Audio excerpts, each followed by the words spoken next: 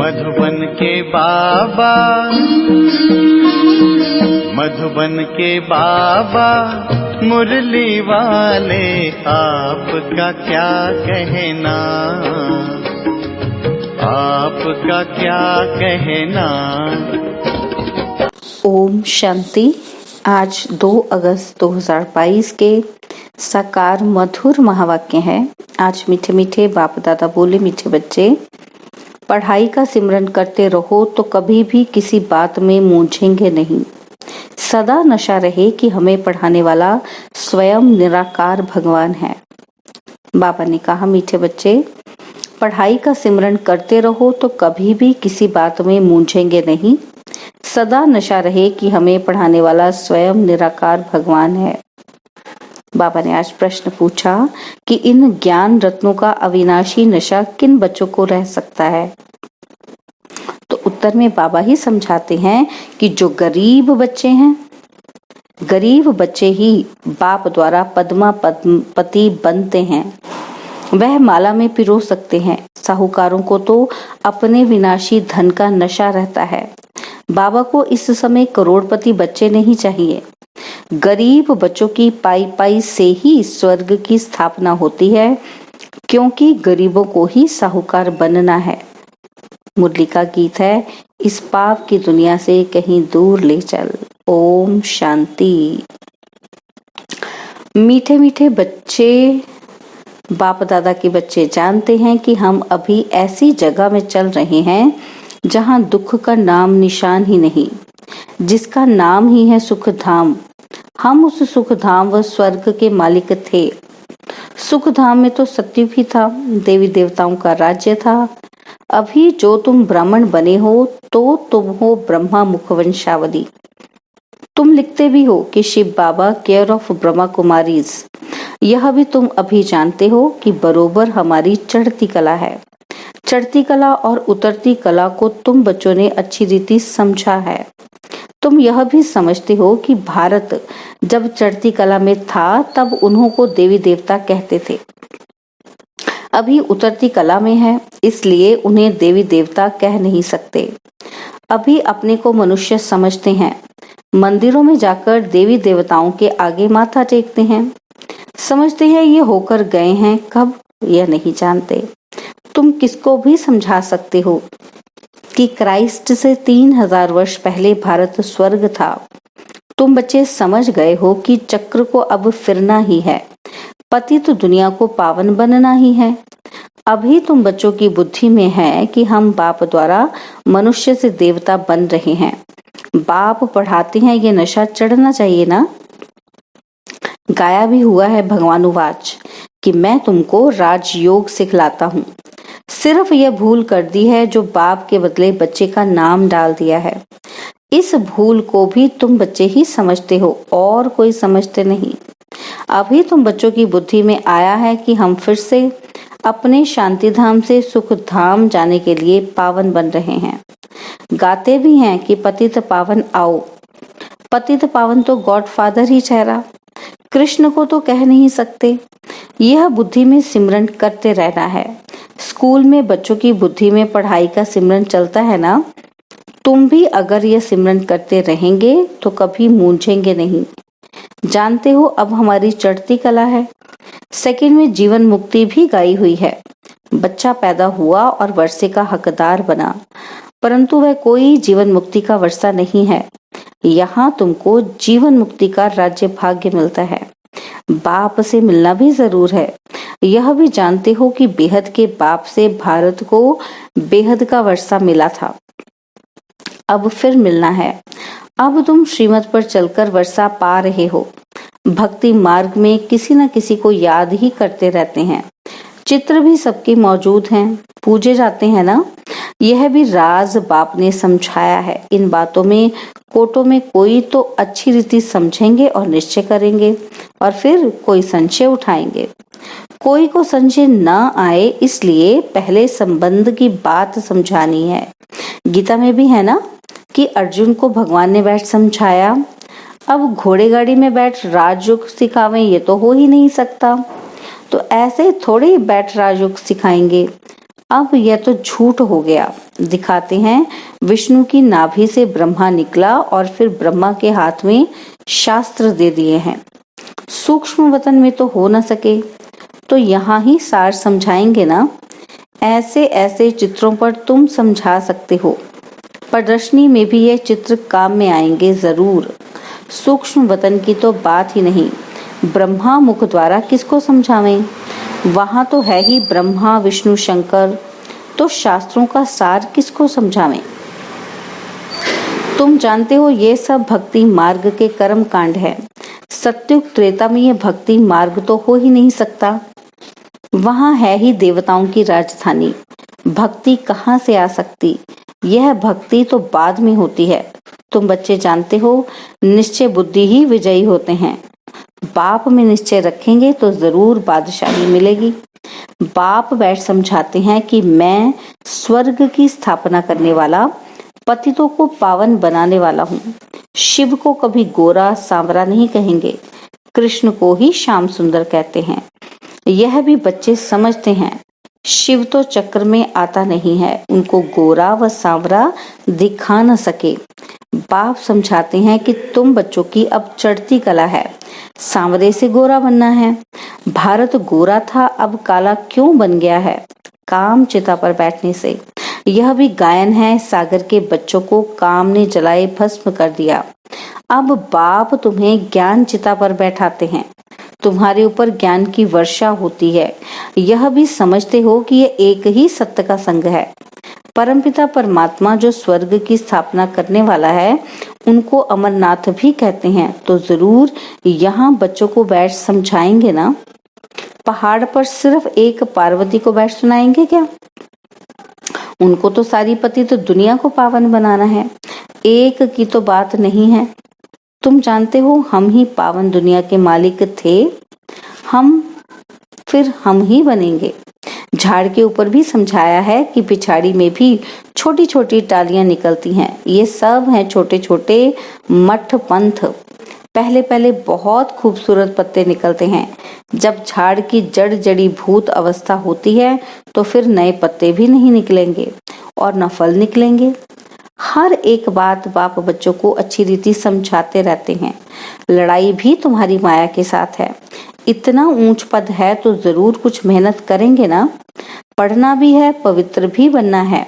आधा कल्प रावण राज्य चला है और अब राम राज्य होना है। कहते भी हैं कि राम राज्य हो, परंतु यह पता नहीं कब और कैसे होगा। शास्त्रों में तो ये बातें हैं नहीं। दिखाते हैं पांडव पहाड़ों पर गल मरे। अच्छा फिर क्या हुआ? प्रलय तो होती नहीं। एक तरफ दिखाते हैं कि बाप राजयोग सिखलाते हैं, कहते हैं तुम भविष्य में राजाओं का राजा बनेंगे, और फिर दिखलाते हैं कि पांडव खत्म हो गए। यह कैसे हो सकता? नई दुनिया की स्थापना कैसे होगी? श्री कृष्ण कहाँ से आए? जरूर ब्राह्मण चाहिए। तुम जानते हो कि हम नई दुनिया में जाने का पुरुषार्थ कर रहे हैं। यहाँ ज्ञान सागर के पास रिफ्रेश होने आते हैं। वहाँ ज्ञान गंगाओं द्वारा सुनते हो। अमरनाथ पर एक तालाब दिखाते हैं जो मान सरोवर है। कहते हैं उसमें स्नान करने से परिजादा बन जाते हैं। वास्तव में यह है ज्ञान मान सरोवर। ज्ञान सागर बाप बैठ ज्ञान स्नान कराते हैं, जिससे तुम बहिष्ठ की परियां बन जाते हो।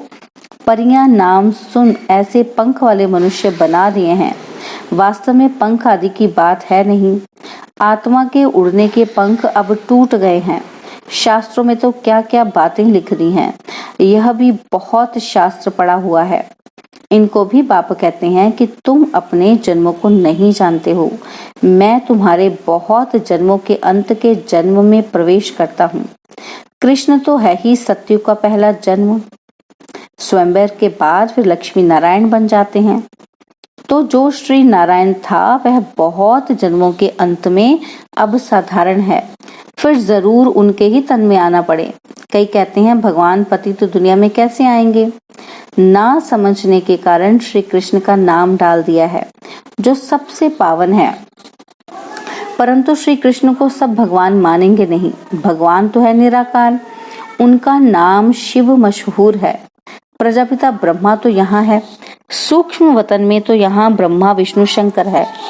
यह भी अच्छी रीति समझाना चाहिए, धारणा बहुत अच्छी चाहिए। आपस में एक दो को यह याद दिलाना चाहिए। बाबा को याद करते हो, 84 के चक्र को याद करते हो। अब घर जाते हैं। यह पुरानी दुनिया, पुराना वस्त्र सब त्याग करना है। अभी हम नई दुनिया के लिए तैयार हो रहे हैं।